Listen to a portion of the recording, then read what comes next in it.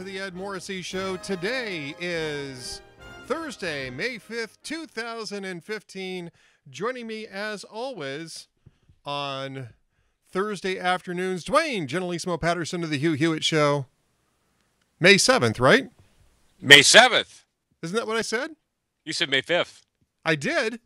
Yes, we were having a Cinco de Mayo flashback. A Cinco de Cuatro. You must have eaten the worm. I must have. I did. Have you ever done that? No, can't say that I have. I have. Not that there's anything wrong with that. I ate the worm at the bottom of a tequila bottle once. And I'm not even that crazy about tequila, but somebody challenged me to it. And of course, once you're challenged, Duane, you have to follow through. Did he double dog dare you? I think he triple dog dare me, which was well, then didn't he have to do it? Yeah, I think it was one step up from a double dog dare. He missed that triple dare, which was, sort of a breach of protocol, but nonetheless. Yeah, but did you have the leg lamp in the front window? It's a fragile. It was marked fragile. It was Must have been Italian. All right, Duane. Let me ask you this. So much for show prep. So much for show prep. Yeah, but this is another one of those fabulous shows that we're going to do, where show prep is just something that other shows do. We're just stream of consciousness here at the Ed Morrissey Show with Duane Patterson. I got a question for you. Yes. I want you, because I know that Hugh is reputed to have some expertise in legal matters, and of course you've been producing for him for what, 14 years? Actually, what's the date? Today's the 7th. Actually, do you know? Believe it or not, what day would this be? On Sunday? No, on Friday. A week from tomorrow. A week from tomorrow will be my 20th anniversary with this blanking company. Oh, really? I didn't realize that it was that long. 15 with this show, 5 with a show in LA before that, but also on our sister network, KKLA.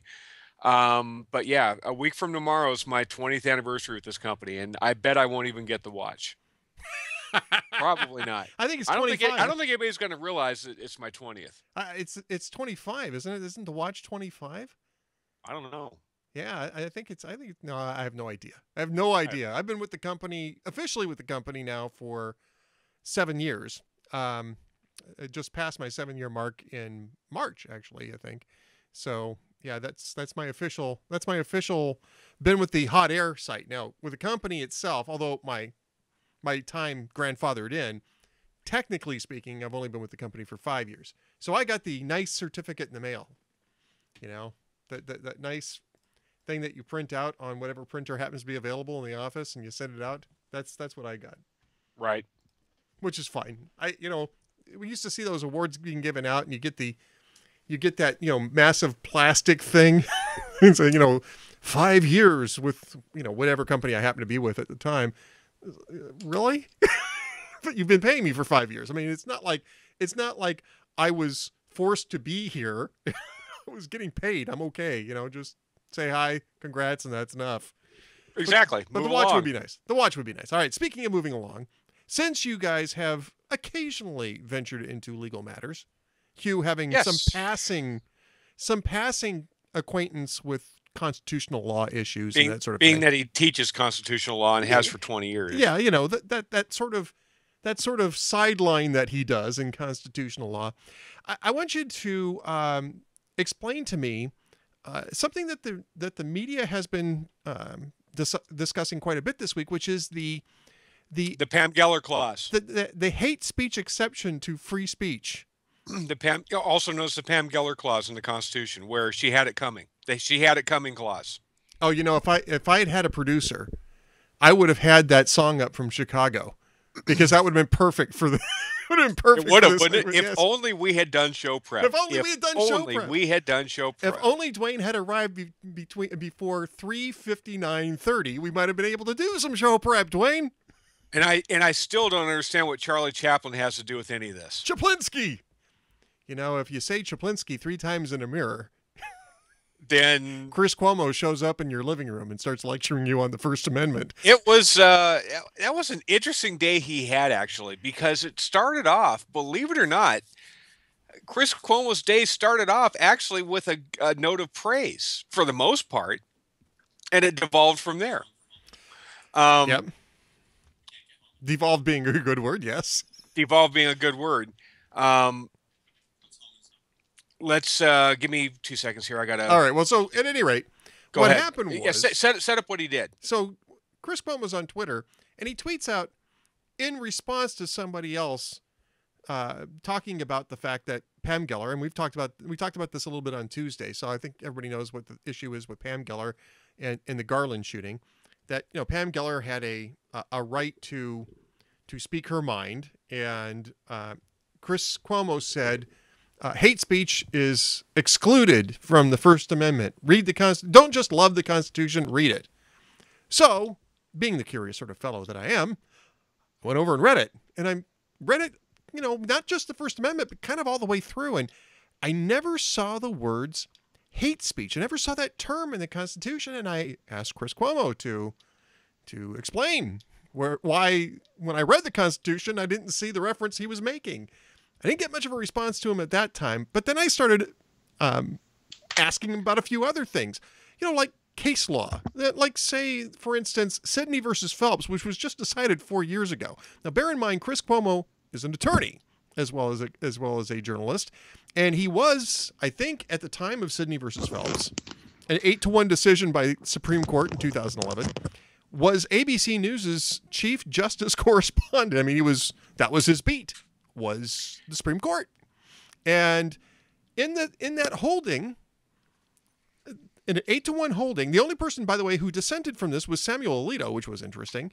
The court said that, yeah, Westboro Baptist Church, which is the lunatic nutcases that like to protest soldiers' funerals, to tell people that God hates homosexuals and he's letting American soldiers be killed because we're all going to die, because we refuse to hate homosexuals as much as the Westboro Baptist Church thinks we should. That's constitutionally protected free speech. It happened in a public square. It did not interfere with the funeral, and it addresses, at least the intent of it was to address public policy issues. So this clearly being hate speech was still protected by the First Amendment. And when I point this out, along with some other examples, Brandenburg for one thing, and I didn't get around to RAV versus St. Paul, which was actually a pretty good case too. I didn't get around to that until later. And other tweets got to it before I did. Chris Cuomo responds to say, I'm just going to keep saying one thing over and over again. Chaplinsky! Chaplinsky. Now, Chaplinsky is another interesting case that has absolutely nothing to do with hate speech. It has to do with codifying what you might call an incitement to violence and sort of a fighting words doctrine case, which has been, by the way, repeatedly narrowed almost to the point of oblivion, and which also, by the way, was mentioned in Snyder versus Phelps by Justice Stephen Breyer as saying this has nothing to do with Chaplinsky. I mean, fighting words and hate speech are two completely different concepts. Very different concepts. And he spent all day long arguing a concept that had nothing to do with what he was talking about. And like I said, it was an odd day for him on Twitter because his whole day kind of came unglued and he just looked silly on Twitter. And then he finally kind of cowed it down and backed away from it a little bit. And I think he kind of realized what his error was, or maybe he still hasn't realized what his error is.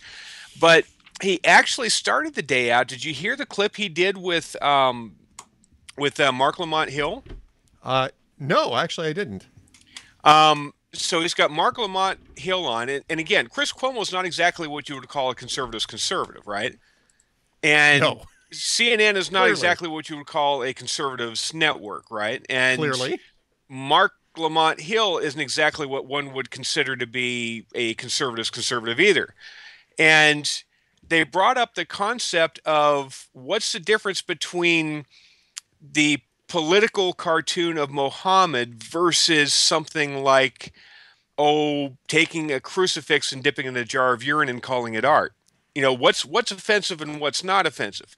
And Chris Cuomo brought that up. And that's actually a fair thing to bring up, to ask the left, okay, differentiate for me, if you will, why it's so offensive to draw a cartoon of Muhammad and why we're all okay with it if we do Piss Christ.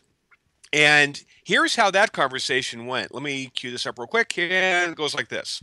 Is that the left is afraid of saying anything offensive about Islam. You don't feel like that about Christianity. You attack the Catholic Church all the time. But when it comes to Islam, I think that's different. You come, well, no, religion for religion. How is it different? Well, here's how it's different. Yeah. I don't accept the terms of what you're suggesting. You reject my premise. I do. When you have a critique of the Catholic Church, you say the Catholic Church is X. That's a critical analysis. If you say Islam has some issues with patriarchy or Islam has some issues with sexuality, I think that's also appropriate. But drawing the Prophet Muhammad for the sole purpose of violating something that is a principle. But you wouldn't punish somebody for Piss Christ. You wouldn't do it. I wouldn't punish. But you won't put on the media pictures of Muhammad because you don't want to upset Islam. But you'll put pictures of Piss Christ. Well, I think, again, context matters. If there are a bunch of, first of all, I wouldn't do that. Political correctness. The media would. You'd show this art and say, this is really upsetting a lot of people. It's Jesus made of meat or whatever it is. And that is you would do it. And that is an amazing critique of the media, but you said it was a critique of the left. And I'm saying I don't think that's a fair analysis. Because I think that very often the left bleeds into but the left is the proxy for the media. Even if I conceded that the media were more left-wing, it doesn't mean that represents the left as such. But I'm saying, now, I give Chris Cuomo I give him marks for that. I give him kudos for that. I give him full marks for that because he had Mark Lamont Hill just spinning in circles. Because it depends what the context is. Really, in what context is drawing the Prophet Muhammad in a cartoon offensive to Muslims, but dipping Christ on the cross in a bottle of urine not offensive? He couldn't go anywhere with that. He knew he was had, and Cuomo kept pressing him. I mean, I give him full marks. That was fine. He had that bit absolutely dead on accurate. And then he goes on to Twitter, and it's like the alternative Chris Cuomo takes over, and all of a sudden he gets into this battle over the First Amendment and started throwing the Chaplinsky spoke. It made no sense. I mean, he had a good day, and then he just I don't know what happened to him. He just slipped a cog. I don't know. Maybe it was a senior moment. The thing is that it would have been very easy for him to say, "Oh, look, you're right. I'm sorry. No, I was thinking fighting words, and it's a very narrow thing. Hate speech is protected by the First Amendment," because everybody was telling him he had his head up his butt. But he spent hours, Duane, hours, and I'll give him kudos for this too, staying engaged with everybody to keep telling him Chaplinsky. Chaplinsky. And he actually said that to me twice. The second time he says, "I am just going to keep saying this, Chaplinsky." And I said, "And you will still be wrong." Right. Because Chaplinsky doesn't apply to hate speech at all. It's not the same thing. Fighting words is something different. First off, fighting words has to be face to face, and it has to be with an intent to incite violence. So do you realize that every time Chris Cuomo now says something that is completely off base, somebody's going to throw Chaplinsky at him? I mean, he just wasn't. Not only was he not right on his case law, and then having to see the point that his First Amendment claim that he originally made really was case law that really turned out to not be case law.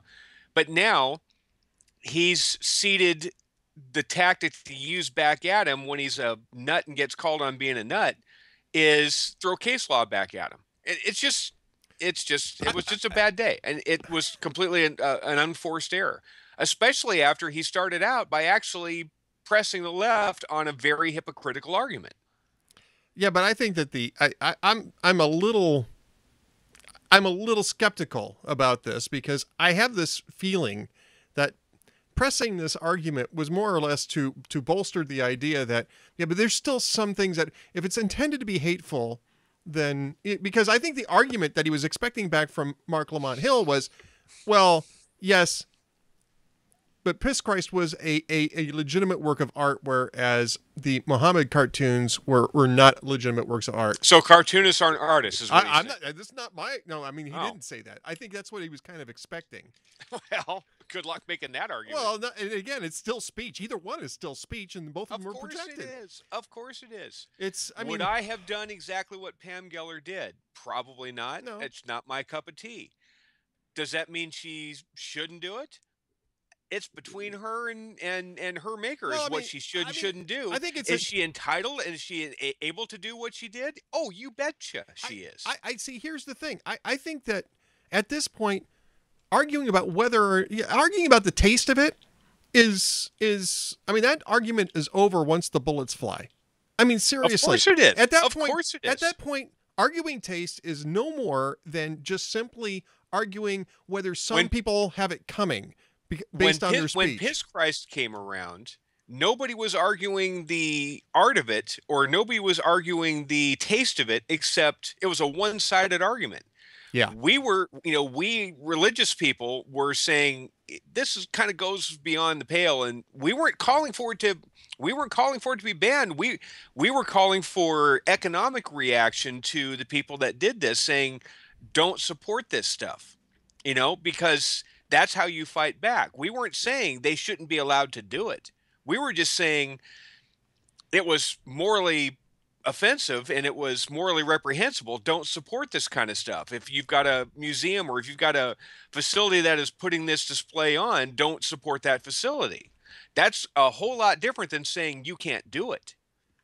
But the left wouldn't even engage on that argument because they just said art is art. You can't legislate taste, blah, blah, blah, blah, blah. Well, they're not saying that in this case. They're trying to use it's Pam Geller's fault. She brought this on herself. She's made us more dangerous. She's flushed these people out of the woodwork. Well, bully for her. She's allowed to say what she wants to say. She's an American. She has constitutional rights just like you and I do. Everybody can say what they want to say. Well, it's free speech. And here's my problem with the way that this has been addressed by the media, because Chris Cuomo wasn't the only one out there arguing that either exceptions for hate speech exist or that they should exist. I don't know if you saw the McClatchy article from Lindsay Wise and Jonathan Landay, but they were sort of semi-passive aggressively saying, well, maybe we should look at limits on free speach because of public safety. And I mean, this is an ongoing thing. And I'll tell you, I got fed up. I wrote a column about it today at the Fiscal Times. And basically what this is it's the left, and specifically it's the media elites and the academic elites on the left, because they're doing the same thing in academia. They are trying to change the terms of speech so that they can decide what is hate speech and what therefore is not. It will not allowed to be spoken in public forums or even private forums, because this was a private forum. Geller was a private forum. She wasn't out on the street. They were inside a building holding a private event. And it's this ongoing thing. And we see this, and I'm going to be talking about this with Representative Doug Collins in the next segment. I pre-taped this conversation with him, so I know it's coming up. But we see this not only in free speech, but also free religious expression. There are certain religious expressions that you're not allowed to have anymore, such as choosing not to participate in a same-sex wedding ceremony through whatever business you happen to be running. Now, maybe some people don't want to, maybe some people are fine with that, and they would choose to participate in it. They would choose to service that particular event in the way that they service any other event, and that's fine. It's great. I mean, if that works for them, then great. People who don't feel like they can do that and remain true to their religious values are being forced to either go out of business or pay huge fines, which basically drives them out of business. Which basically drives them out of business in order to adhere to the religious principles. Because the new thing about this is you don't have a freedom of religious expression; you have a freedom of worship, and this is another area in which the First Amendment is being absolutely through the use of language, in almost ISIS type fashion. Through the use of language, and yes, and that's the reason why they're using terms like hate speech and bigotry. And the reason why is because nobody wants to say, "Well, I'm in favor of hate speech. I'm in favor of bigotry." I'm not in favor of either of those two things, but they're not crimes. And hate speech is a subjective. It's a subjective term applied to whatever the latest groupthink is. If you now allow a certain group of people to determine what hate speech is, we're done. Check, please. Time for whatever the next it's going to be. That's where we're going, though. Because the republic as we know it is just finished. If you now cede to a political power in Washington the idea that they will determine what hate speech is and what preferred speech is and what preferred speech isn't, we're back to a monarchy. We're back to a totalitarian state. Yeah, we're all done. The grand experiment is as we know it finished. It's toast, because the first thing that's going to be silenced is political dissent. And then then at that point there's why would we have any moral standing to tell Iran what they're doing is bad? Oh, we wouldn't, and certainly the entire world would lose a guiding light of liberty if we allow that. And that's the reason why I wrote this column today, is because these are not accidental errors, right? Maybe in individual cases they're not accidental errors. And I understand that there's some issues going on right now, folks, with the audio. I apologize, but it's solid on my end here, so I'm not sure that there's anything I can do. It might be a Ustream issue. Duane sounds solid on my end, and my levels are remaining the same, except when I'm yelling, which then it gets louder. But it may be a Ustream issue, and I apologize for any audio issues that you're experiencing here. But at any rate, it's this changing of the language. This is something that you're seeing. It's across the board in the media. I mean, you take a look at the reactions that happened this week. And actually, they were beginning to happen with Charlie Hebdo as well, right? Because Charlie Hebdo, you had Gary Trudeau, for instance, who was blasting Charlie Hebdo for oppressing a minority with their satire. You had, about 200 people at Penn International who boycotted the award that they were going to give to the guy who survived because he missed a meeting. Right. I'm not a fan of Charlie Hebdo either. But once the bullets fly, you have to pick a side. Are you going to be on the side of speech? Or are you going to be on the side of... Are you on the side that's trying to squelch out speech? And if that's really the side you want to be on, well, that's fine. But you and I are going to have words at that point. In the Pam Geller case... Is she being provocative? Of course. Are there provocative voices on both sides? Of course. Does that mean that you would engage in the same stuff? You may not. It's totally irrelevant at this point. The fact of the matter is ISIS is now claiming that they have 71 trained soldiers in 15 states, and they're awaiting the launch command to go out and target and kill, if necessary, if somebody does something offensive. If that, as an American, doesn't make you want to get a little more active in making sure we squash out ISIS any way possible and remove them as the cancer that they are from this earth, then I don't know what else should be able to motivate you at this point. Yeah, I don't either. They are out here to make sure that the freedoms that this country has enjoyed for 200 plus years is going to be snuffed out in the name of their perverted course of religion. Now, you can say, well, sure, they can say that, they can make that claim, but they really can't do that. Well, okay. Maybe they can, maybe they can't. Do you really want to take that chance? Right. Do you really honestly want to just let them, take that chance? And even if they make an attack, well, that's just one attack. It didn't affect me. Okay. But I mean, at what point when it finally does affect you, who's going to be left to fight back? But it's even beyond that, though. It's beyond the ISIS and Al Qaeda thing. I mean, that's always going to be out there, and we're always going to have that issue. But it's broader than that, because that constriction of speech has been going on for decades now. I mean, it started with political correctness in the 1980s, and it's just getting worse. You've got speech codes on campuses where they have to carve out what they call free speech zones, where you can have slightly less controlled speech in little tiny postage stamp areas on college campuses. I mean, the people at FIRE have been talking about this since before 9/11. I mean, it's been going on for a very long time.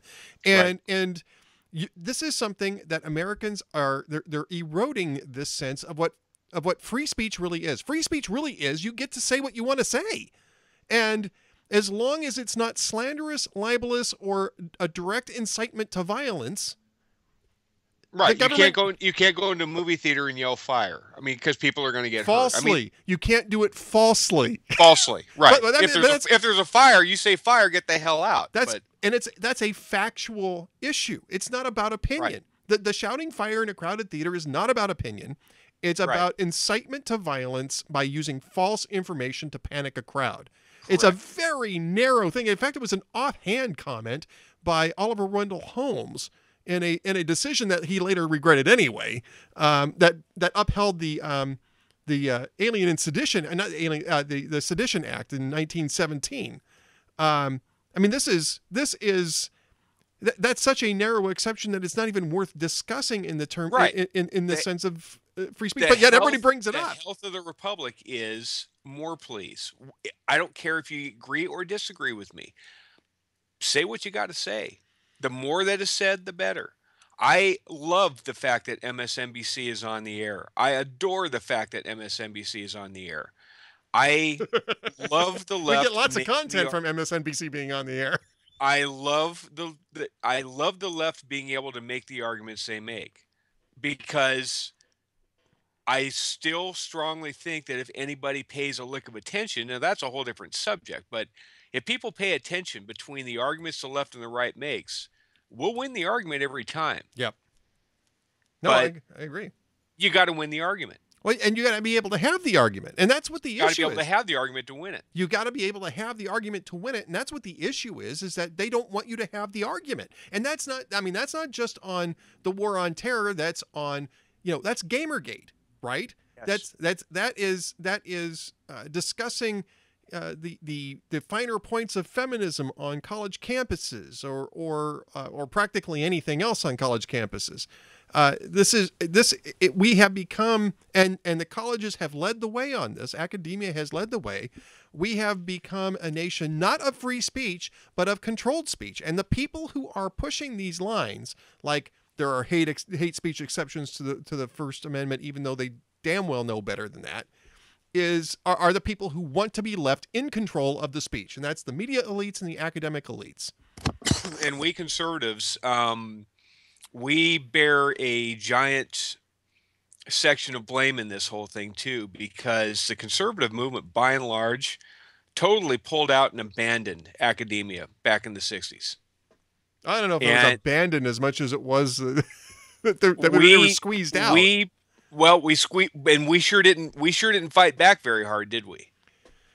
Well, I think there's always been this sort of problem with conservatives and academia in a sense, because conservatives go out and do, and so they prefer to be out in the real world, applying their skills out there. But what I'm saying is, to a large degree, conservatives in the 60s, they didn't spend as much time in the classroom as the left did, and we ceded a lot of ground on the academic front in the 60s, and we're paying the price for it right now. Yeah, I think every day, everywhere. I think the difference is that prior to the late 1960s, is that you had the liberals were more or less in control of academia, but they were liberals.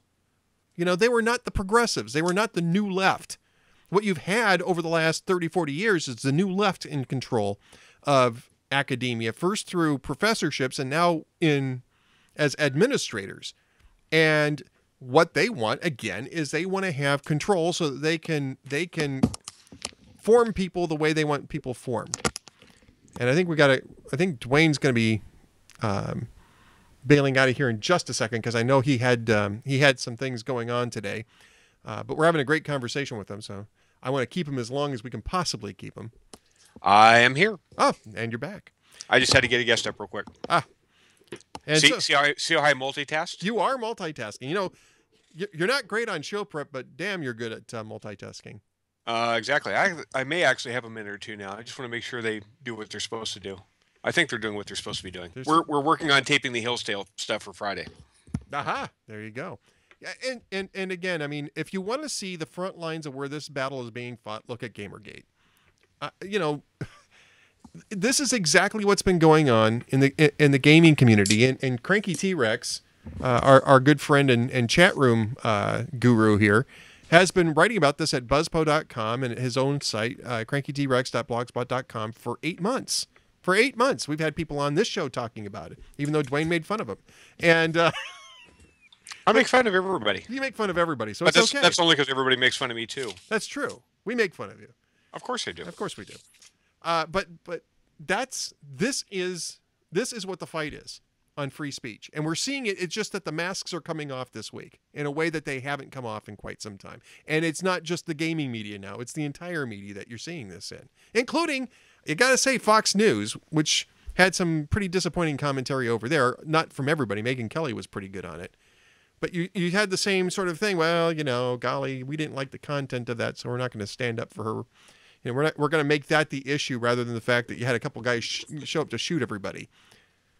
When the bullets fly, the issues of taste are gone. It's done. It's over with. You're either on the side of speech or you're on the side of the people who want to oppress it. One or the other. Take your, make a choice, but make it make it quickly. Oh no, that's exactly right, and you're right. Fox has been not as maybe great on the argument as they could have or should have been lately. But what else can we talk about in the next couple of minutes? What else is going on?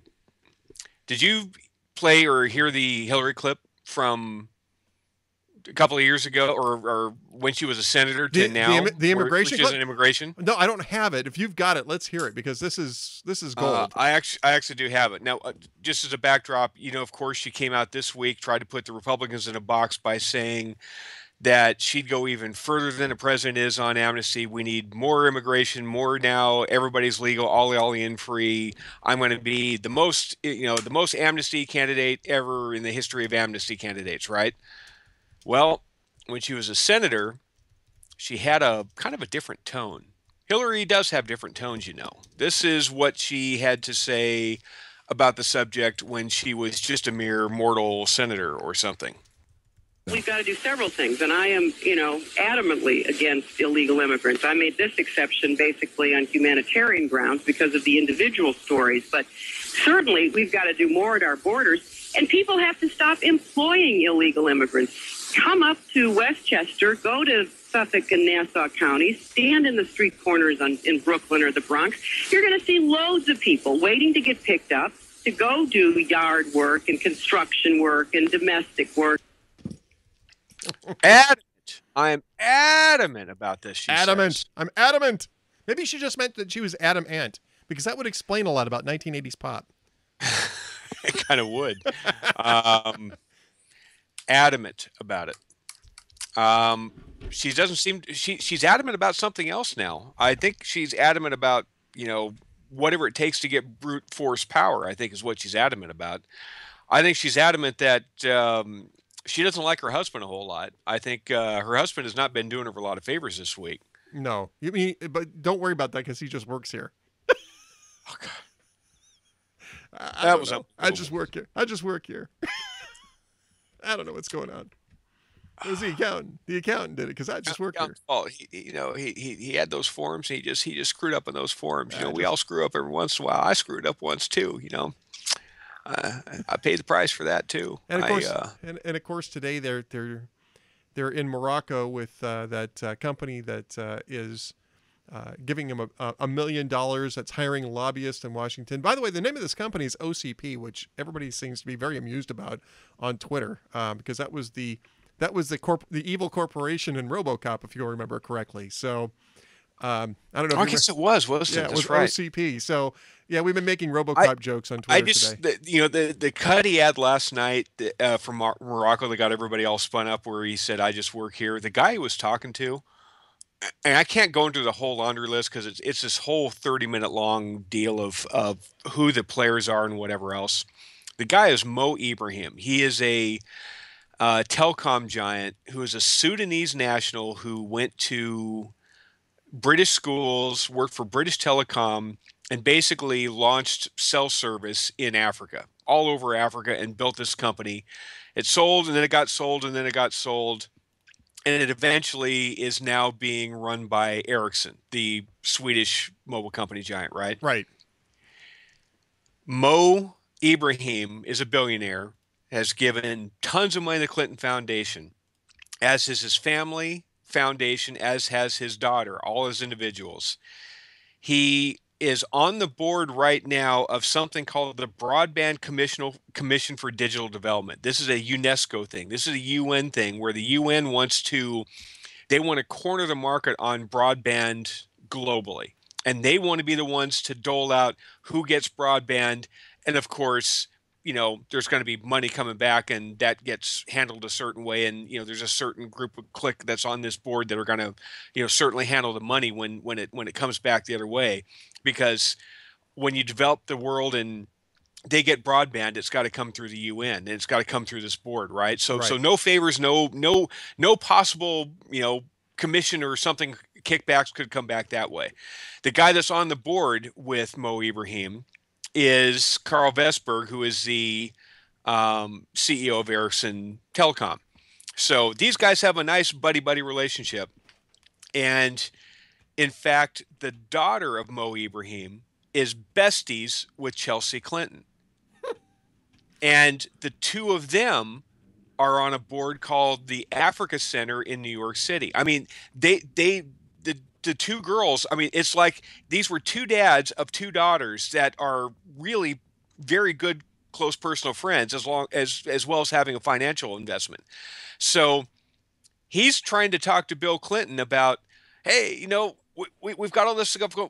How come nobody's fighting back? The foundation does all this good work. Why aren't you guys saying anything back? You've got a board of directors. I know I got my daughter's on that board of directors, and she's basically useless anyway. And he's asking Bill Clinton why nobody's fighting back. And Bill's like, well, I don't know. I just work here, buddy. I just work. Come on. It's such an incestuous. These are the people that Bill and Hillary Clinton hang around with, billionaires. I'm not saying it's bad to be billionaires. I'm not saying Ibrahim is an evil guy. He actually started with nothing and developed a cell network in Africa. He saw a demand, he saw a niche, he filled it, he built an empire. God bless him. That's the way you're supposed to do things. Right. I'm not saying he was a bad guy. And I'm not saying every guy around the Clintons is a bad guy either, because they're all filthy, stinking rich fat cats. But everyone that's around the Clintons, here's the difference between Bill and Hillary Clinton and everybody else in their clique. The rest of them are entrepreneurs. They built something. They developed a product. They developed a service. They actually did stuff, right? Right. What did Bill and Hillary Clinton do? They sold influence. They sold influence. They built a foundation, and they're like, oh, yeah, we're going to give some work over here, but you got to give us some money here. And, of course, we're going to take our little bit here, but we're going to make you guys all feel real good about yourselves, because we're going to allow you to be able to give us some money, and you're going to be able to say to everybody, look at all the good work that we're doing. Now, don't mind the fact that we're going to take a little bit over here, and we're going to get fat and rich and hang out with you guys too. Never mind all that. The fact is, you're going to look really good to the people because we're providing you an opportunity to give us some money, and then we'll take a good chunk of that out of here, and then whatever's left over, we're going to make sure some poor little snot in Haiti's going to get a free lunch. That's what we're going to do. And you can say, look at all the good work we're doing in Haiti. And that's what they're doing. They are scam artists is what they are. They don't build anything. They don't do anything. They rake in money, filter it, and then they take a chunk of it and say, yeah, we're going to pay lip service and we're going to do some work over here. They don't, there's not a service they have provided. There is not you can't look at cell towers in Africa and say, Bill and Hillary Clinton put that up. You can't look at a product. You can't say there's an iPad out there that Bill and Hillary built. They're not entrepreneurs. They are scam artists. They use their influence. They use their position of power that they had as president, and they use it to create a foundation that's a slush fund that pays lip service to charitable work, but enables hundreds of millions of dollars to flow into their bank accounts. That's what they've done. They're scam artists. That's exactly what it is, Duane. I know we got to let you go, and you've been no, very. I'm sorry. I had to go on that little rant. No, I'm glad you did. But you've been very generous with your time today, Duane. But why don't you tell us what's coming up on tonight's Hugh Hewitt show? Dave Weigel, Matt Lewis, David Drucker, Del Quinton Wilbur, Ron DeSantis, who's going to run for the Senate seat in Florida that Marco Rubio is giving up. James Lilacs, Fred Barnes, James Homan, Al Weaver, Guy Benson, lots of people today from D.C. James Homan just went back to the Washington Post, in fact. In fact, he did, didn't he? He did. That's actually a big loss for Politico. It is. That's actually a big loss for Politico. There's just a handful of people left there that aren't fairly hyper-partisan. And, there's a lot of people Politico we do like, but James Homan was really among the best of the best that was left there. Yeah. And that's going to leave a mark. It is going to leave a mark. So it's coming up tonight in about an hour and 18 minutes, and you can find it at the Universe, HUGHNIVERSE.com, the troll-free web surfing experience for Hugh Hewitt fans. I'm a member. You all should be members by now, but if you're not, shame on you.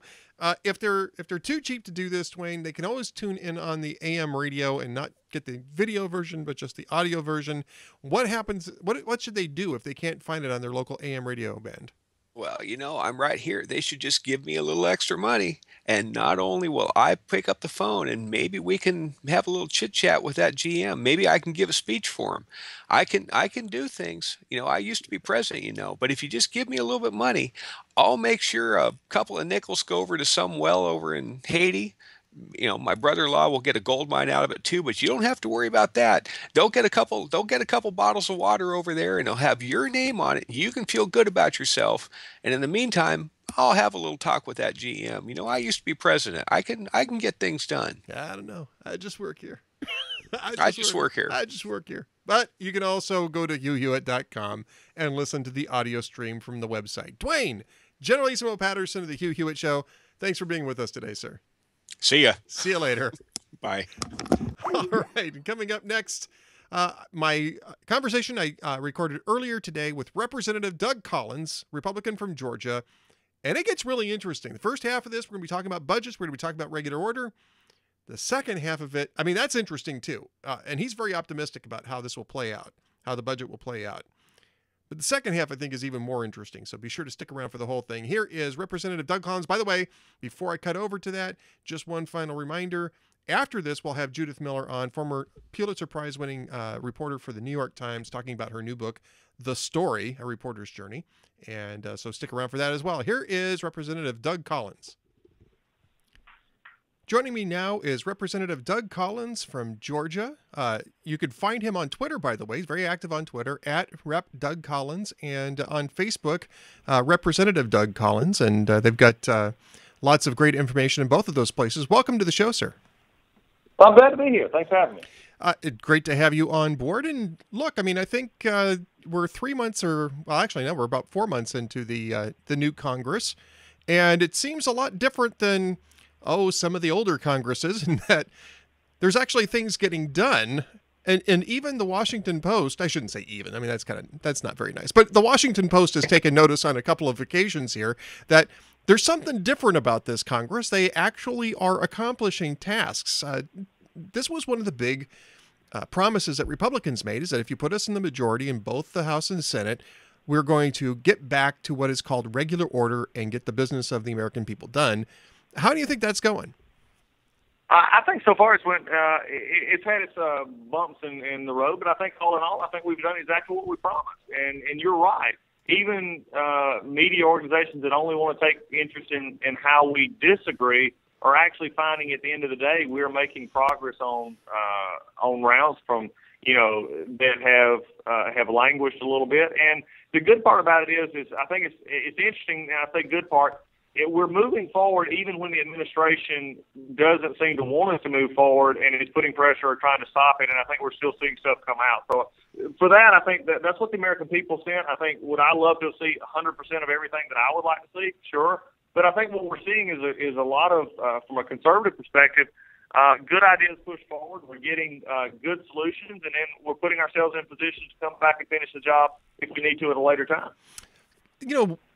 one of the things about getting things done is, not necessarily everything that you want is going to get done. And sometimes you have to work with your opponents to get things done. And certainly we've seen some issues where some people who wanted Republican control to really impose a monolithic agenda probably are a little disappointed in some of the things that have been done. But overall, I think, would you agree that we are pursuing, generally speaking, the conservative goals that Republicans asked to pursue in this Congress?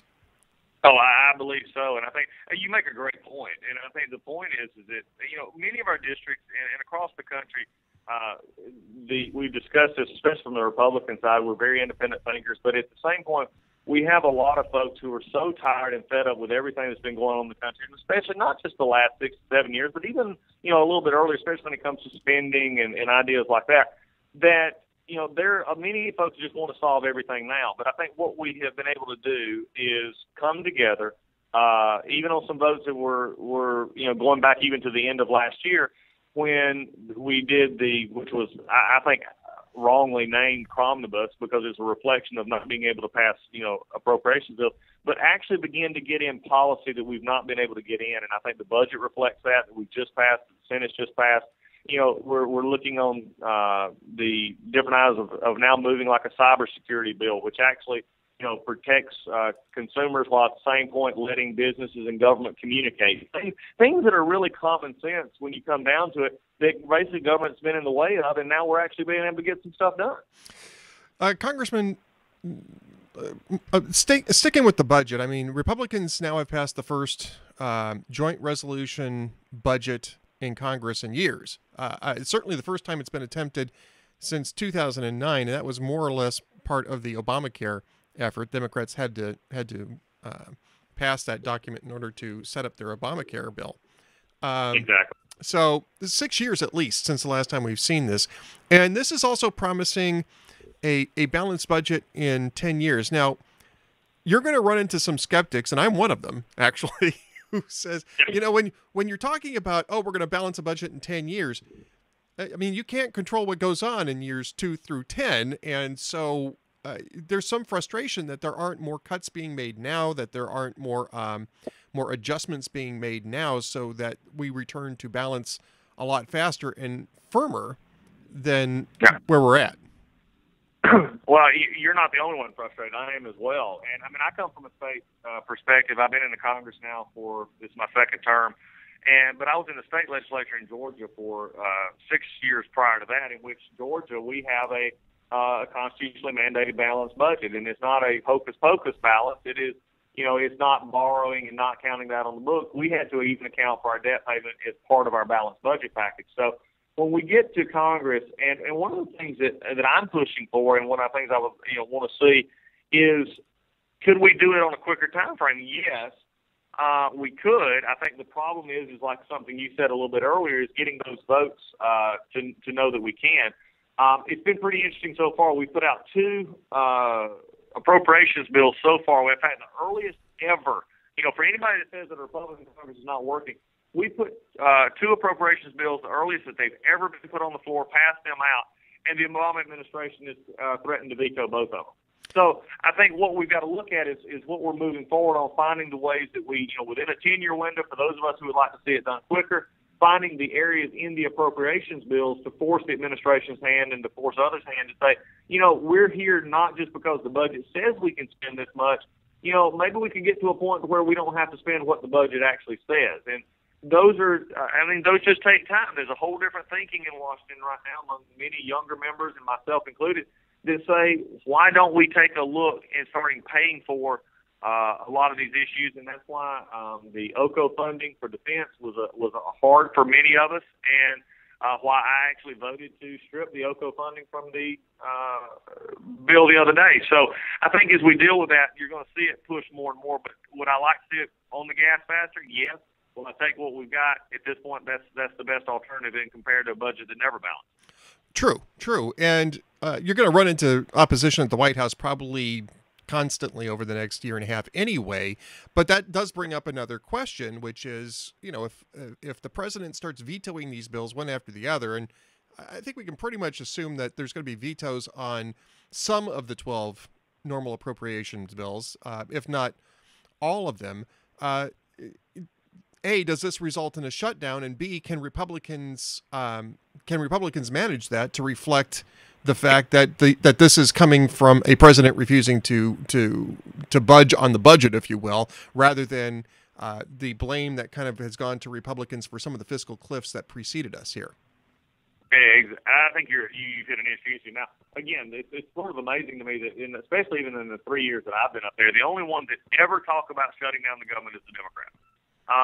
It's the first thing they bring up. It's the first thing that they want to have happen because they believe, and sometimes history has shown it out to be in the court of public opinion that Republicans are blamed and that we don't make our case. I think that's a part of the problem, and we could have here today is I think Republicans, we don't do a very good job explaining what we're doing and why we're doing it. But I do believe that what we're going to be able to do is if we go back to what you had said earlier about regular order, if we're actually passing these bills, if we're showing what we're doing and why we're doing it, the president then has to be put in a position he's never been put in. And I'm actually hopeful, if he wants to veto these bills, fine. But if he actually has a chance to veto them, that means that the Senate and the House are working together to move bills forward.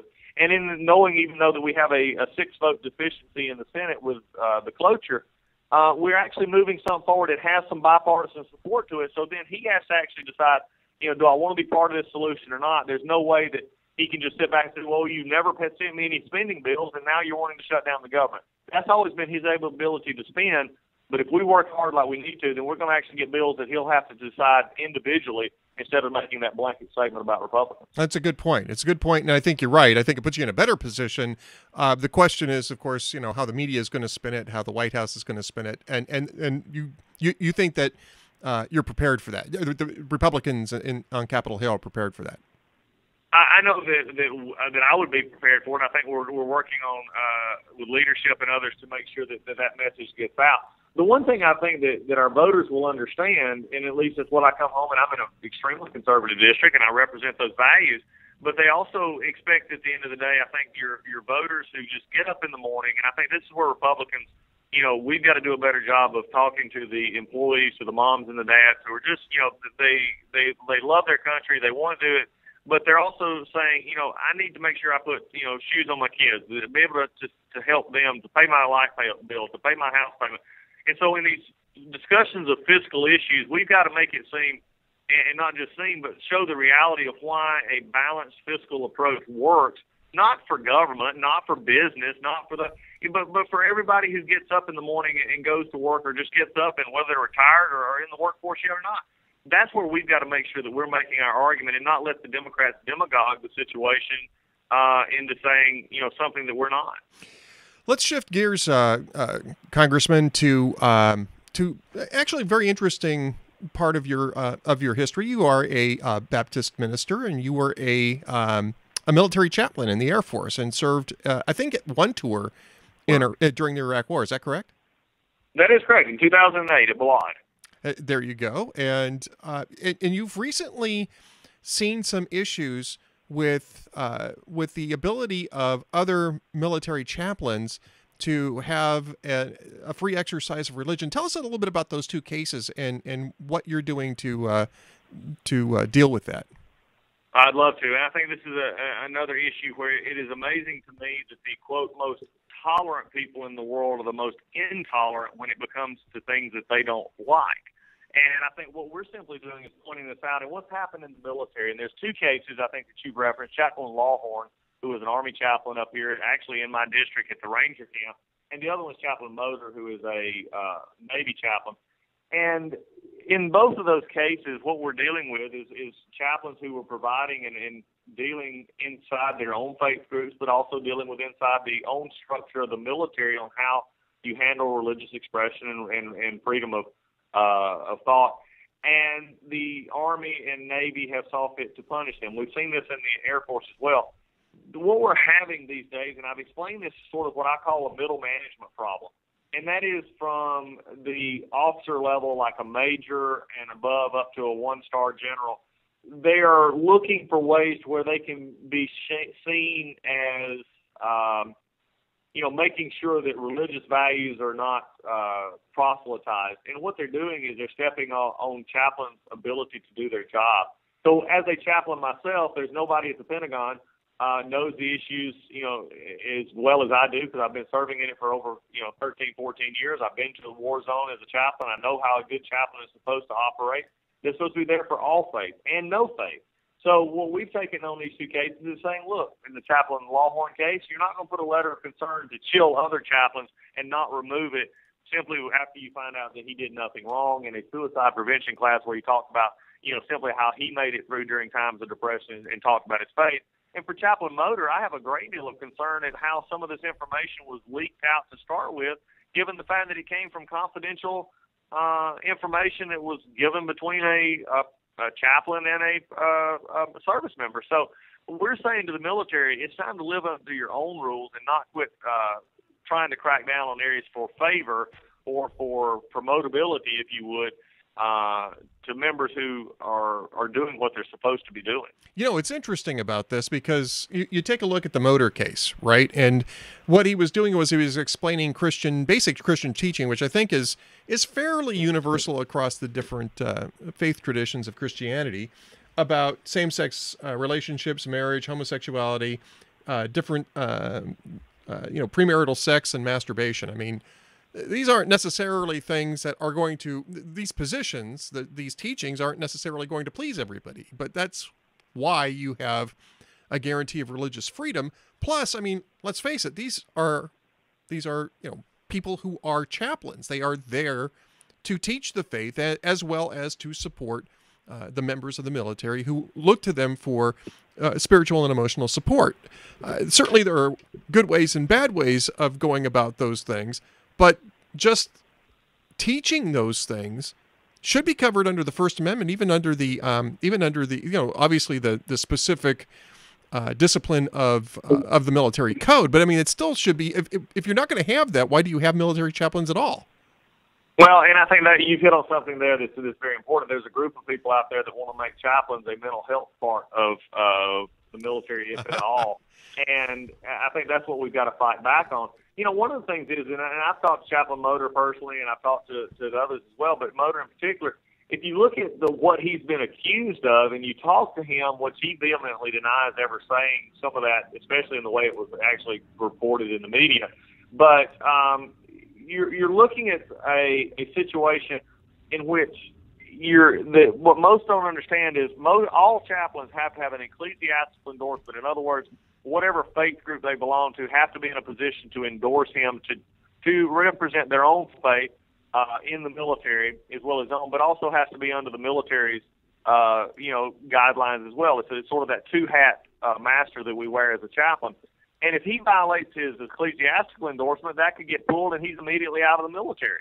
This is if he broke a USCMJ code in the military hat. So what we've got to do is there's people like Nikki Weinstein, there's folks out there who in the guise of protecting free speech and protecting religious liberties are actually all they're wanting to do is tear down the chaplaincy and get rid of it because they don't like the position of the chaplain and they don't like or some experience that they've had in life. And I'm basically tired of folks, like Nikki Weinstein and these others, determining for the military and for our American public what our chaplains should be doing and how religious freedom under the Constitution should be expressed when it's done properly. Well, not only that, but I mean, it's about controlling speech. It's about controlling debate. It's about delegitimizing people from their, the First Amendment religious expression, but also their First Amendment speech expression as well.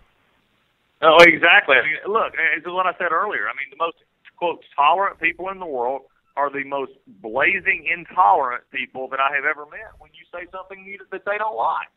And, when I say that I have a faith and I believe that there is, and I think from my professional faith background and my personal faith background, if I believe that, there is a certain pathway to heaven and that is the choice that my scripture teaches me is the only way, and I say that, people call me closed-minded and bigoted.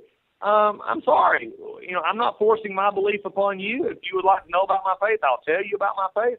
But, this is, for these folks who are so, quote, tolerant to be intolerant, is just really flies in the face of the First Amendment. And frankly, they ought to be ashamed of themselves. Well, I think you're right. I mean, I completely agree with you on this, and I would even extend that by saying the use of the language of bigotry in this case is very telling. This is an attempt to try to force a hate speech exception to the First Amendment, which doesn't exist. And I just got into this on Twitter yesterday with Chris Cuomo, who's an attorney and a journalist at CNN, who is claiming that there is a hate speech exception to the First Amendment where hate speech is not protected. That is, first off, it's completely false. It's utterly false. Secondly, and you'd think a lawyer would know that, but secondly, this is an attempt to redefine speech to you have free speech as long as you are part of the group think. I mean, this is, I don't know if it's impulse. I don't know if it's conscious desire, but what it is basically is an attempt to shut down dissent, which is the antithesis of what the First Amendment was supposed to be about, both in terms of speech and religion. Well, what you just hit and what is amazing to me from Mr. Cuomo's perspective is the only reason you have the First Amendment is for speech that many of us may find despicable.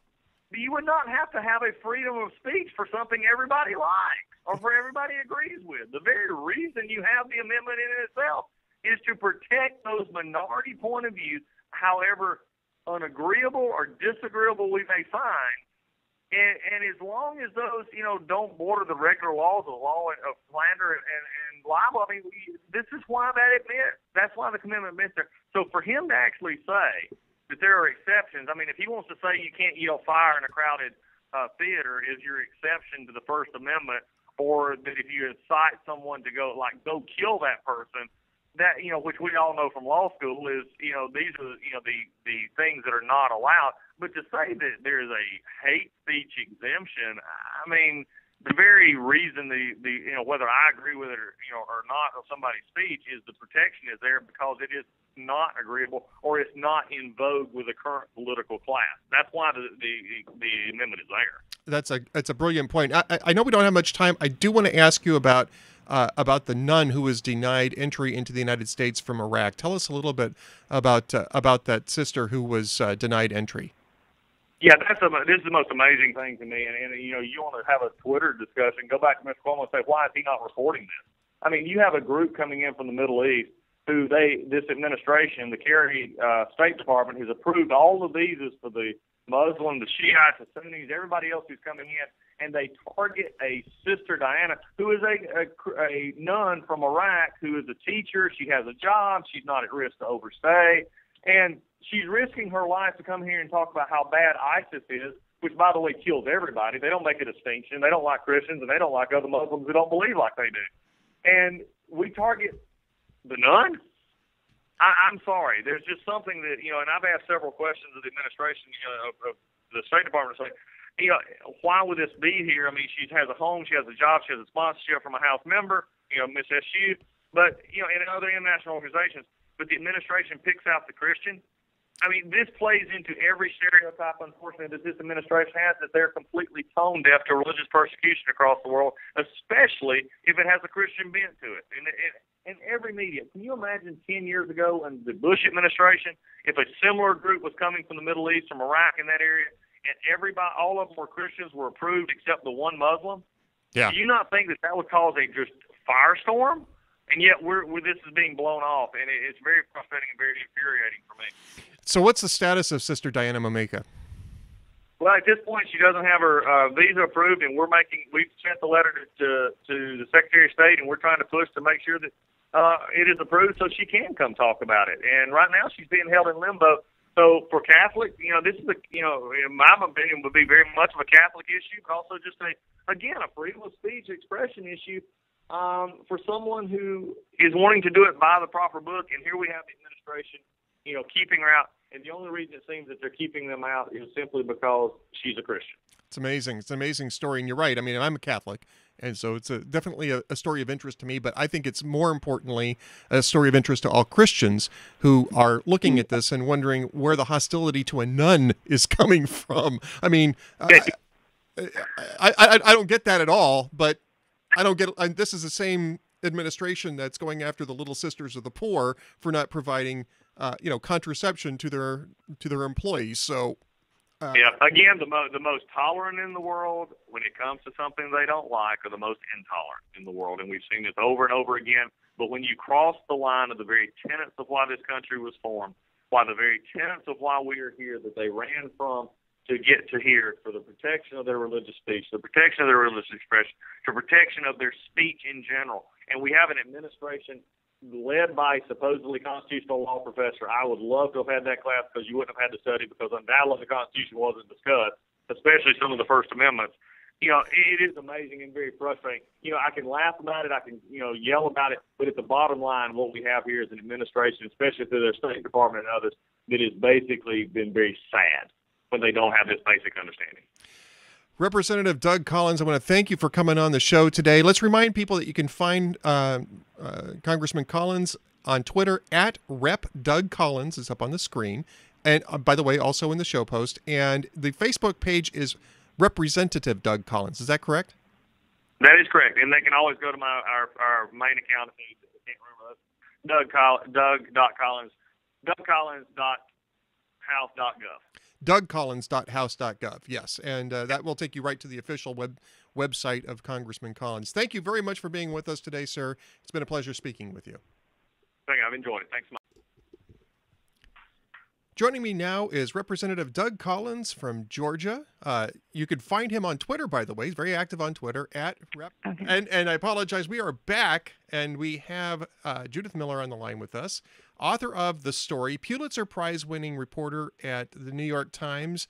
And Judy, an awful lot of people wanted to make you sort of the symbol of the press's supposed failures in the run-up to the Iraq War. We saw a lot of this flagellation going on about how the media didn't ask enough questions, and sort of made you the villain in this.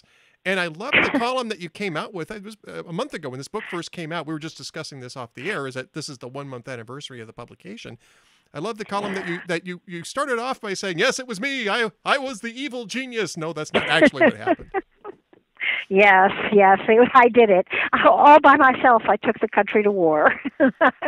I have to tell you something again. You will not believe me. Well, maybe you will. Some people who read that actually thought I was being serious, and they got some letters, some emails saying, it's about time Judy Miller has admitted responsibility for taking the country to war. And I just thought, oh my gosh, the country's really gone crazy. Wait a minute, Judy, listen to this. Yeah, that was the sound of my head hitting the desk. I mean, seriously? Yeah, no. It's just so uncomfortable for people to have the narratives they've memorized, and they don't have to think about how things happened. It's so uncomfortable to have those challenged. Yes. And the person who pokes holes in these comforting, if incorrect, narratives invariably comes in for the kind of proverbial storm, as I've done. It's easier this time because it's 10 years from the event, and also because now I'm used to it. I'm used to the silly things that people say. And also I wanted to provoke some controversy. I wanted people to revisit this period, and because it's so relevant today when we need to know how our intelligence community is doing, and are they giving us the correct information. So I really wanted this debate at this time. Judy, we've been talking about this, since the war began, and since the troves of WMD didn't immediately emerge after the invasion and after the collapse of the Saddam Hussein government. So really, since the length of time I've been writing about politics, because I started in late 2003, it was about 6 months, 7 months after the war began. And we've been talking about this. We've been talking about the fallout of this and what went wrong. And a number of us have been pointing out for some time about the same thing that you're writing about in the book, The Story, A Reporter's Journey. By the way, the cover is up on the screen, and along with Judy's picture. That what happened was a complicated affair. That there was a lot of intelligence agencies that were convinced that Saddam Hussein was holding on to either newer WMD or undeclared older WMD, including Hans Blix, who reported that that Saddam Hussein was not cooperating. He had 17 very infamously 17 UN resolutions asking him to comply with the terms of the ceasefire, and he was refusing to do so. And later on, we came to understand that the reason why was because he was trying to fend off Iran by pretending that he still had access to some WMD, but he still was very intent on restoring those programs if and when the U.S. ever relented on its occupation. I should say the U.S. and the U.K. On their occupation and no-fly zones over Iraq. And there are no easy answers to this. There were intelligence failures abounded in this, but they weren't lies. They may have been people who wanted to hear some things that just simply weren't the case. There may have been, in the case of Curveball, for instance, somebody being told something and not really checking it out clearly. But I mean, you're pointing this out in the book, is that there was actually solid intelligence that just happened to be wrong. Exactly. And I try and take people inside the intelligence to show you how a story, say, about the intelligence report that Iraq was hiding smallpox, how that came about, and how I got the story. And, it wasn't that I got called into a senior official's office. By the way, I've never met George Bush to this day, and I only met Dick Cheney years after I left the Times and he was out of office. But you don't get called into somebody's office and say, here's the story, I'm going to give it to you. No, I picked that up at a biological weapons conference in Lyon, France. And then I flew to Moscow to try and track down the Russian scientist who was suspected of selling the virus to Iraq. I went to the WHO, the World Health Organization in Geneva, and poured through archives to find out which scientists had gone on UN-sponsored trips to Iraq, when and where they had gone, what they had gone for. And I gradually put together a story that did not run on the front page, but it said that the CIA was investigating this report. And after the war, when things began to go badly, people said, there she goes again. Look at that story. This is yet another example of her, stenographic reporting. And that's, what I try and do is show people how this kind of really hard reporting is done and take you inside the story. And, I hope I've shed a little light on our profession. Well, a little light would be nice in some cases, but I mean, this is the type of, it's exactly the same type of reporting that got you the Pulitzer Prize. It's exactly the same kind of process that you used. Tell us about your and a lot of the same kind of sources, Ed. Right, These exactly. are the same sources who were right about biological weapons in the former Soviet Union, who were right about Osama bin Laden and Al Qaeda and the threat it posed to our country before 9/11. They had never been wrong before. I had no reason to doubt them.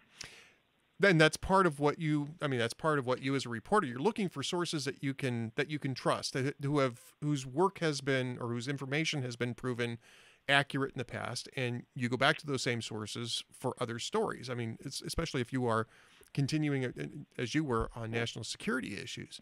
And so you win the Pulitzer Prize. I believe it was for, and correct me if I'm wrong because my memory's fuzzy at this moment, Judy, but I believe it was on the rise of Islamic terror.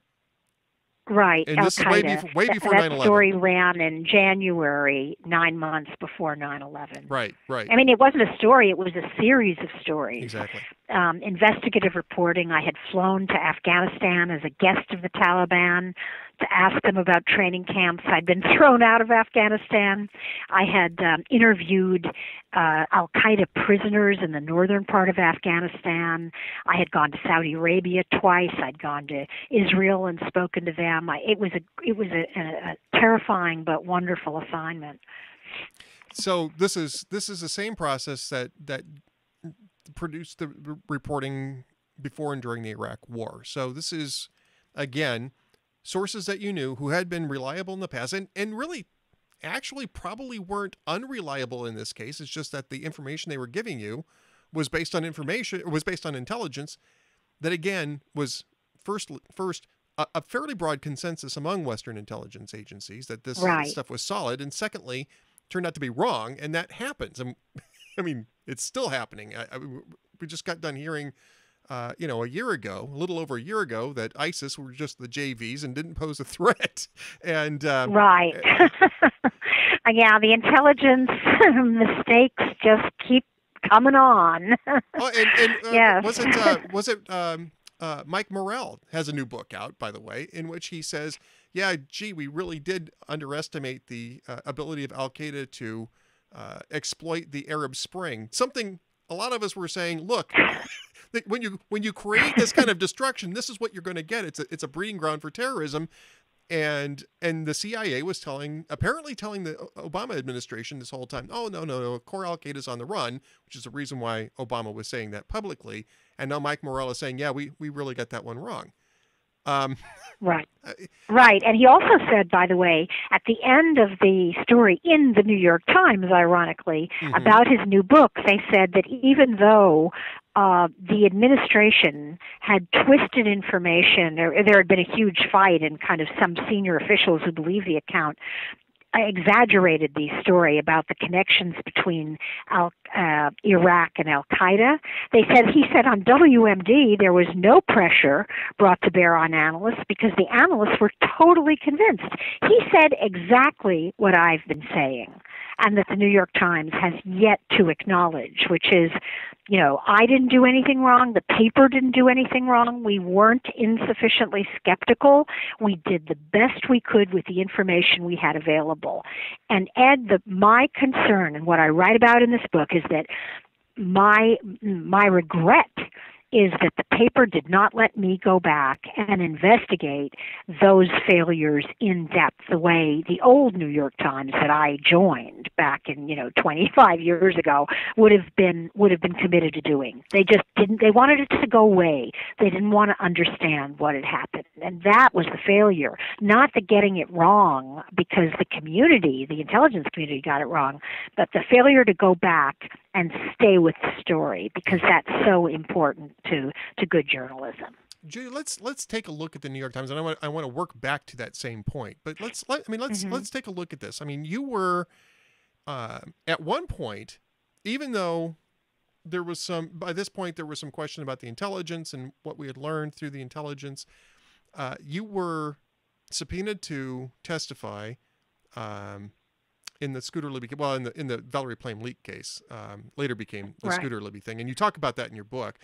Right. You spent 85 days in jail on a contempt charge. Normally, under normal circumstances, the media would be treating you as a First Amendment heroine for standing up for the right of reporters to not divulge their sources. You, on the other hand, got thrown under the bus. I mean, even while you were in jail, you were being thrown under the bus. I don't know exactly what the sequence was at the New York Times, but practically everybody else was throwing you under the bus while you were there, which at the time really struck me as odd. I mean, just really out of character, because normally that's a rally around the reporter sort of moment in the professional media, and yet that was definitely not your experience, right? Right, exactly. They wanted me to stay in jail longer. I mean, I had gotten everything I was demanding. I had gotten a waiver from my source, and even after he gave me a waiver, I stayed in jail another month so that I could prevent the special prosecutor from going over my notebooks or being forced to talk about other sources who were not related to the Valerie Plame, Joe Wilson investigation. I wouldn't leave jail until I was able to protect not just one source, but all of my sources. Right. That after I achieved all of those things, the paper still wanted me to stay in jail, because they said that if I stayed in jail till the grand jury expired, I wouldn't have to testify. And they wanted a clear-cut victory for the First Amendment, was what the publisher told me. He wanted the kind of victory that his father had with the Pentagon Papers. And I said, even from jail, we had a conversation through that thick glass partition you have on the telephone. It was like a grade B movie. And I described this in the book. He said, I want you to stay in jail. And I said, look, if I stay in jail and I've gotten everything that I want, what am I staying in jail for? Then I'm just grandstanding. I'm not making a point. I'm not protecting a source. And he wouldn't be swayed. And when I basically disagreed with him and wouldn't follow what he wanted me to do, I think that was kind of the coup de grace. I just had a sense when I came out of jail that they wanted it to be a complete and clear-cut victory, and they didn't want me to testify. And I thought that was wrong, and I still think it's wrong. Well, yes, and I mean, I guess you could have said, well, why don't you sit in here for me for a while? Well, Bob Woodward actually offered to do that. He said if I could take Judy's place in jail, I would, which is kind of ironic because it turned out that the person who leaked the name of Valerie Plame was not Scooter Libby, who was never accused of it, by the way, right, but Rich Armitage. And who was the reporter that he had told? He was the first person to leak her name. Bob Woodward. Bob Woodward, yeah.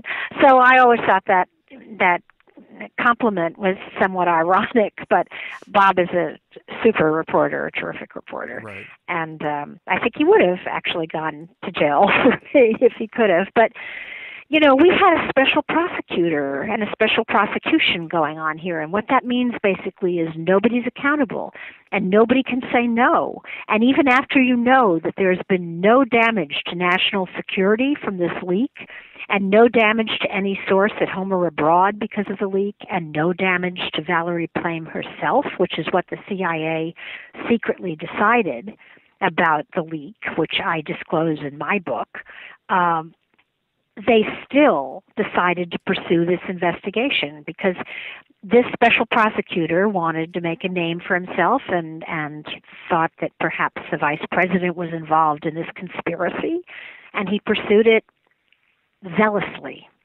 And I'm just sorry. It totally turned me against special prosecutors. I just don't think we should have them. Yep. I don't like unaccountable power. I think it's dangerous. Well, I actually agree with you. I'm very, very reluctant to see special prosecutors enter in any situation. That type of power should be held accountable. And so I'm actually mostly in agreement with you. I think there might be an occasion or two where it's necessary, but I think they do much more harm than good. And what it does is it incentivizes them just to keep looking around for some reason to justify their continuing to be special prosecutors. And that was sort of what happened with Scooter Libby, was it not? It certainly was. And in fact, I describe a conversation I had with Libby's lawyer in which his name was Tate, Robert Tate, and he flew out to Chicago to talk to the special prosecutor, whose name was Patrick Fitzgerald. And he said, look, what's this about? What is this whole thing about? And basically, according to him, and I couldn't get Patrick Fitzgerald to comment on this. He wouldn't talk to me for the book, even though he's now at the law firm that represented me. The special prosecutor, Patrick Fitzgerald, supposedly said to Tate, look, if Scooter Libby can deliver the vice president, all of these charges will go away. Yeah. And, that's pretty, all prosecutors always do this. They try and take a case as far as it would go. But Libby wasn't willing to do that because there was nothing to this suspicion that there was this vast conspiracy that was trying to punish Joe Wilson by outing his wife. But two, there was no there. And this was all going on in the middle of a war that we were losing. It was a huge distraction. Yep. So the other thing I disclose in the book is that, the surge might have actually been implemented, the surge of forces in Iraq might have been implemented years earlier had Scooter Libby, who was in favor of the surge and the point person with getting a shift in strategy in Iraq done, if he hadn't been taken out by this investigation. Yeah. And that's a potentially very high price for the country to pay. Yeah, this is these are opportunity costs that it's very difficult to go back and recalculate. But if we had worked with the tribes in Western Iraq starting in 2003, 2004. We could have probably avoided almost everything that's gone on there since then. And the rest of the American occupation might have been enough to stand up a government that, somebody other than Maliki, or at least somebody succeeding Maliki, who wouldn't have destroyed that disaster for us. Yeah. I mean, look, let's face it, the war has turned out disastrously, and we can argue about how and why, but I don't think anybody would disagree that it's just been a huge setback to America. No, I don't disagree with you on that. There are certainly opportunities to fix it or to keep fixing it. Right. But we won't go into that. I do want to ask you one last question, and I could keep you here all day. I mean, this is fascinating stuff, and I love this. Well, I'm glad you liked the book, and Ed, I'm glad you read it, unlike others who have interviewed me who didn't. Well, I want to ask you to explain why now for the book, because, I mean, a lot of this took place several years ago, and it's interesting that you're, for lack of a better word, you're standing up for yourself at this point in time, rather than maybe a few years ago or a couple of years ago. I'm wondering, maybe you were just busy. I mean, it takes a long time. It takes a long time to write a book. Yeah, I was busy rebuilding my life. When I had worked for the New York Times for 28 years, it was all I had ever known. It was their betrayal of me was a huge shock, and it was, it kind of knocked me off my game for a year or two while I tried to reassemble things. Even though I chose to leave, I was never fired. I hadn't done anything wrong. I couldn't be fired. Right. And but the person who wanted me to write the book, because he said you have an obligation to set the record straight, was Bill Safire, the great conservative columnist who is a great friend of mine. Oh. And he kept nudging me, you got to do it, you got to do it. And I was doing it. And then he died. And I kind of lost heart, and I began to see these narratives as set in stone, and I said, if I wrote a book, would it change anything? Would it make people think twice? And I kind of lost heart. Then I encountered Scooter Libby at a conference in Israel, and we had a conversation that led to my discovery that I may have mistestified against him at the trial. It's elaborate, and I kind of describe it in the book. But basically, my memory failed me because, in part, the prosecutor withheld from me information I needed to know to decipher my own notes, which were very vague about this. And when I began talking to Scooter Libby about what had happened, and to his lawyers and to others about the case, I realized that I needed to set the record straight for him also, because I had potentially helped convict an innocent man. So I renewed the project at that point and spent the next 18 months kind of trying to figure out what had happened to him and how it had happened. And so the book is not only an effort to look at our record in Iraq and what we think we know about Iraq, but it's much more timely in terms of, his being convicted of perjury and obstruction of justice and the commutation of his sentence, and trying to set the record straight with respect to him as well. And to remind fellow reporters and Americans that it's never too late to correct the record, that we're just, as journalists, we have to be committed to kind of going back and always questioning our assumptions, what we think we know. I hope somebody 10 years from now will take a look at what we know then and say, how does this book hold up? How does what we think we know about the war and intelligence and all of these things hold up? Because we have an obligation to history to do that. It's a great. I mean, that's the best reason to write a book like this. And the book is called "The Story: A Reporter's Journey." A very interesting, strikingly spare cover, and it's shown up here on the screen, written by Judith Miller. And I want to thank you for coming on the air. Now, are you at the Manhattan Institute now? Is that? Yes, I am. Okay, so we want to. Yes, I'm an adjunct fellow here. We want to plug the Manhattan Institute, manhattan-institute.org, and of course your own website, which I, for some reason, didn't link in the show post, but I will fix it when I'm done with the show. JudithMiller.com. And I'm assuming you can find links to the book there. We also have a link to the book in the show post, where you can order it through Amazon and go to your local bookstore. I'm sure it's there's a demand there as well. You can find it. So, Judith, thank you so much for being with us today. It's such a pleasure to speak with you, and hopefully we can bring you back on again for some of these same issues later on down the road. Well, I'm really delighted to be with you. Thank you for reading the book. Thank you for recommending the book. I just urge everybody listening, watching, whatever, to make up their own minds about it. Don't depend on the reviews, because people have such strong views about this. Decide for yourself. That's that's just great advice no matter what. Don't depend on the reviews. Check out the source material yourself. Go to the source. And that's what you need to do in this case as well. Judy, again, thanks so much for being with us, and we hope to have you back again soon. Thanks so much. I really appreciate it. Okay. Okay, goodbye. Bye-bye. Judy Miller has been my guest for the last part of the Ed Morrissey Show, and I want to thank her for being with us. Truly an interesting, I'm always interested in history. There are tropes that are probably never going to die when it comes to this stuff, but history is always being looked at it in different angles, and the people who took part in history finally get a chance to have their voice thrown into the mix. That's the reason why, as Judy said, you go back to the source material. She's one of the sources.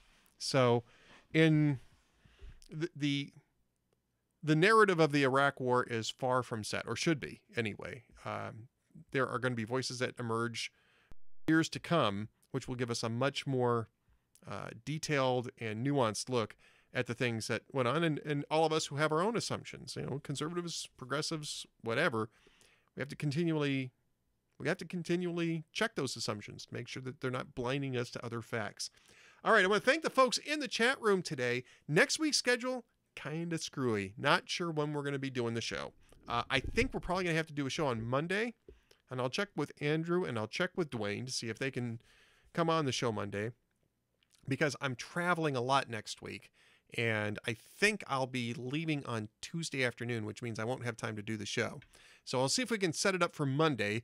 Either way, you should see something up on the screen, arpadtotter.com, about the schedule.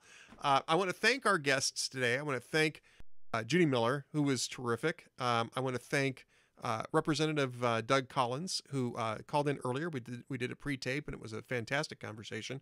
And even Duane, Generalissimo Patterson, who's still hanging out in the chat room. Sort of technically, anyway. He's sort of technically hanging out in the chat room. I think he's very busy doing this, getting the show prep done right now. They're about 27 minutes away from the Hugh Hewitt show. All right. I want to also thank Cranky T-Rex, Duke of the Dance, crankytrex.blogspot.com. He's also writing at buzzpo.com and does a great job on our chat room and is doing great work covering Gamergate. You heard me give a little shout out about that during the first part of the show, because they've been fighting the free speech fight that I think the rest of us have to wake up to. I think it's just as simple as that. And I think that is going to be the big, how do I want to put this? This is the big issue. This is the big deal. If you lose free speech, you've basically lost the whole war. So there you go. It has. I don't have secret covert missions. Actually, they kind of do, but it has nothing to do with what you guys are thinking it is. So, but it's fun. I got a secret covert mission next week. Can't talk about it, but it's fun. All right. I want to also thank Monster from e3gazette.blogspot.com. You can find him most often, though, on Twitter at SumErgoMonstro, another one of the great friends of the Ed Morrissey Show. And it's always, always, always good to see him in here in the chat room, because he really brightens the place up. He really pulls the room together, man. I'm sorry, Big Lebowski. Big Lebowski moment. Sorry about that. Who else has been in the chat room? Let's go ahead and have people put up their URLs and their Twitter handles, because we are all about shameless self-promotion here at the Ed Morrissey Show. It's shameless, I say. Absolutely shameless. Let's play a little walking music here. Who all's been in the chat room? Bob Knox. Conservative and Liberal Hands. Double Reverse Dare. That's Jeff Dunitz from jeffdunitz.com. At Yed with Lid on the Twitters is one of my good friends. Great to see him in the chat room. He's the one who found that video about with Hillary and the immigration. By the way, I should mention that because he had it up yesterday. He had it up either yesterday or the day before yesterday, before everybody else had it at JeffDunnits.com. So keep checking that out. He's also doing some work for MRC TV, so check out Busters and some of the work that he's doing over there. Fausta from FaustusBlog.com, the Great Western Hemisphere blog. I read her every single day. You should as well. I actually have her on my top feeds feed reader. And like I said, I read her every single day. That's no exaggeration. If I want to find out what's going on in Latin America, that's where I turn. So be sure to check that out. She's at Fausta on Twitter. Juanito Cabron is also on Twitter, but I don't know if it's Juanito Cabron, at Juanito Cabron. So maybe he'll put his Twitter handle in the chat room. Marilyn Mosby for president. T-Rand. T, are you on Twitter? You'd have to keep changing your name. You'd be like Gay Patriot, changing your name every day. I don't know. You should be on Twitter, T-Rand. Marlock55. Mr. Fastbucks, one of the fabulous triples. Prairie Dog SD, Rick 2, TR4A, my cousin Mike. It was great to see Mike in the chat room here. We have an unvoiced guy here. I'm not sure if looks like a newer guy here, so we'll voice him up for just a moment. Hakan PE. So welcome to the show, Hakan PE. And of course, Via Paso at the Ancestral Motors Events. And the first mate behind me on the straight and narrow.